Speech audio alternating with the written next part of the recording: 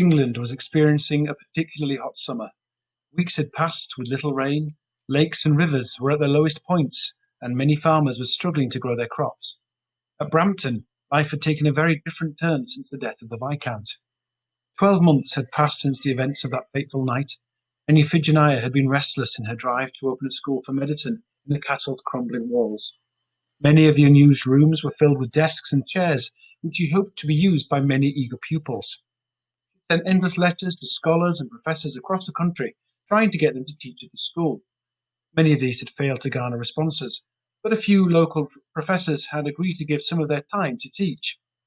There was also the matter of financing for the school, for although she had inherited the Viscount's lands and estates, the debts he had incurred were complex, and any money she had made from the revenues of the land were put towards maintaining the castle and paying the staff's wages.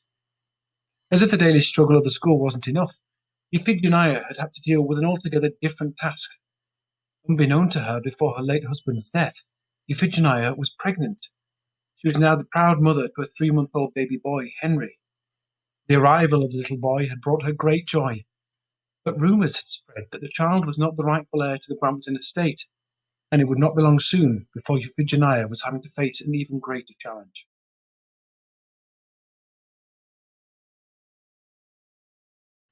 Bert struck the ground with his fork, and the dry soil broke apart like sand. "Bloody hell!" he groaned, as he pulled out the withered dead carrots that should have been ready to eat. The hot weather was proving disadvantageous to his vegetable patch, and he was fed up. He stretched his aching back and wiped the sweat from his brow. A cheerful voice sounded that calmed his mood. "Hello, Bert," said Euphigenia. "Oh, hello, Miss Fidgey," he replied, happy at the sight of her pushing a baby carriage with Henry inside. "How are you getting on?" she asked. "Oh, I'm afraid I don't think there'll be vegetables on the table this week, miss. Too hot for 'em, you see. You haven't had water in weeks." "Oh, gosh, it really is so hot. Summers in London could be very warm, but I've never experienced anything like this," said Euphigenia. "How's the little un?" Bert said, nodding to the baby carriage. "He's sleeping right now. Come and take a look." "Oh, I don't want to wake him, miss." "It's all right," she replied. "Come on." She took his hand and guided him toward the carriage. He peered over the hood to see the little baby sleeping peacefully. Although only 3 months old, already there was a few wisps of brown hair on top of his little head. Bert paused for a second as he looked at the innocent baby's face. He'd never had children, so it was almost strange to see a baby so close. "He's a bonny little thing," he said. "Yes, and such a peaceful child," said Euphigenia. "It's such a blessing throughout these difficult days." Bert nodded. "How's things going with the school, miss?" Fidgey sighed.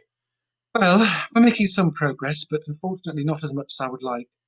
And there isn't as much money as I expected, so I'm having to look to benefactors to support the school." Winshaft, the butler, appeared. "Excuse me, my lady. Mr. Tonkin has arrived, ma'am." "Oh, goodness, I've completely lost track of time," she said. "Excuse me, Bert." "Not all, miss," he smiled at her, and she smiled back. Then she and Winshaft hurried back to the main house.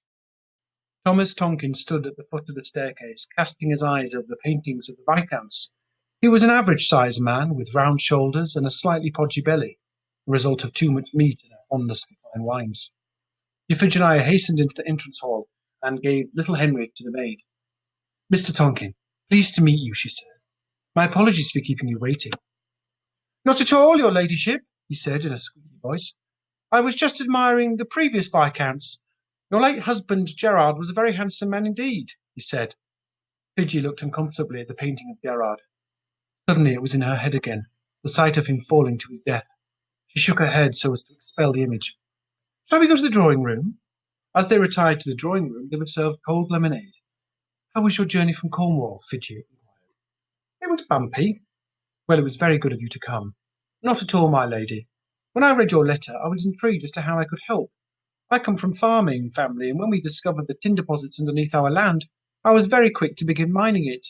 With the worldwide demand for tin, it's proved to be a very lucrative operation, and has afforded me wealth I've never had.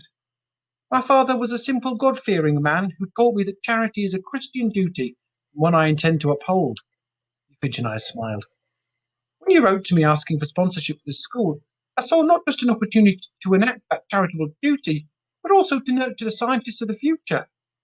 Fidgey put down her glass. "That is exactly what I want to do.